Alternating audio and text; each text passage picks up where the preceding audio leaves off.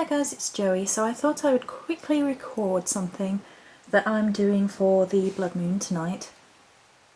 The eclipse itself actually occurs at 10:56 in the daytime here, so we don't get to see it, which sucks. But the energies can be felt, so I wanted to have the spiral set up early in the morning prior to the eclipse energies, so they're there in the beautiful spiral, and it's to do with like sort of harnessing those energies. And then later I'm going to move these and sit in them as a circle, which is something that you can do. You can set up a crystal grid or a crystal spiral or something of that nature prior to your workings and let it imbue with those beautiful energies all day, and then you can create your own circle using them. So I have 2 towers of selenite. So selenite is obviously associated with the moon. It's very much so, being named after Selene, I believe, the moon goddess. Let's just have a quick look at some meanings from the book as a point of reference. 5/8. The book I'm using is the Crystal Bible. Doing it one-handed, so there we go. It has a very fine vibration. It brings clarity of mind and opens the crown and higher crown chakras, so it links us to higher guidance. It's a link to the light body, peace, meditation, spiritual work. Telepathy is enhanced by each person holding a piece of pure vibrational selenite. Is said to inhabit the place between light and matter. Can be used to form a protective grid around a house or creating a safe, quiet space which does not allow outside influences in. It's a very good filter for negative energies as well. It filters out negative energy. Can be used for scrying, can be used for judgment and insight and the deeper picture. So speaking in terms of what we want it for, which is creating a circle for moon work and perhaps divination, perhaps magic work and things, it's connecting us to the ether. So it's really great to have at both ends of the spiral, at the beginning and the end of all things. And then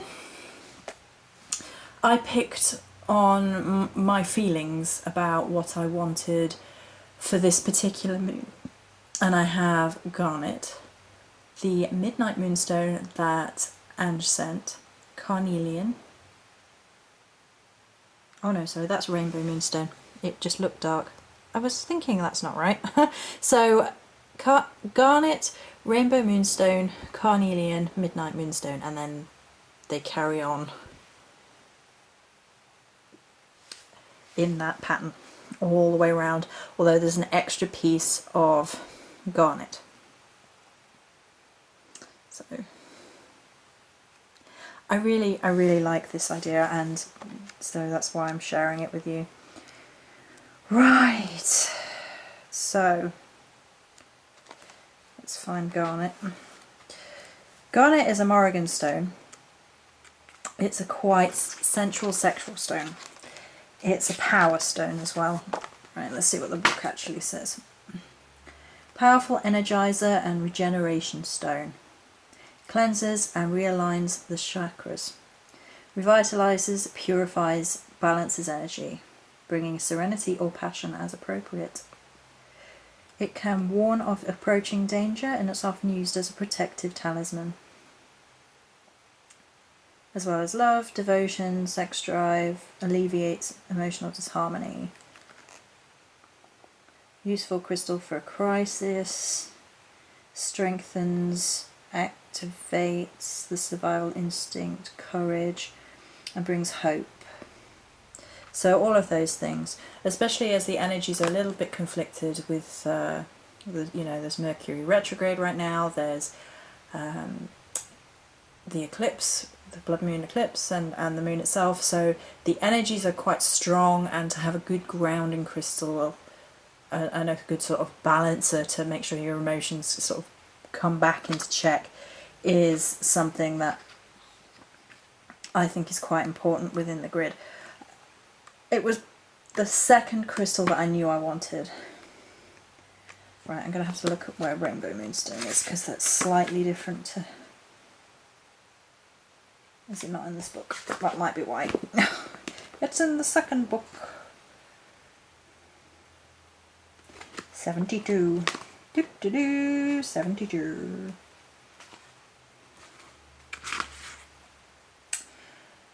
Carries the vibration of cosmic light, spiritual healing, taking you on inner and multi-dimensional journeys, reminds you that you are part of an ongoing, ever-unfolding cycle, which is nice within the spiral imagery, and links you to your overall soul as well as your current life plan.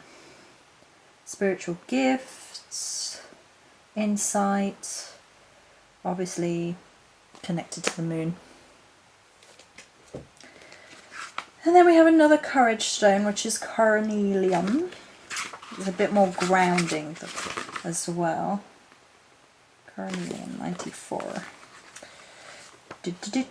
So cornelian from the book, stabilizing stone with high energy, restoring vitality, creativity, cleanses other stones, removes the fear of death as it was used to protect the dead on the journey to the afterlife, gives courage, positive life choices, dispels apathy, motivates for success, useful for overcoming abuse of all kinds, trust your own perceptions, overcome negative conditioning, etc.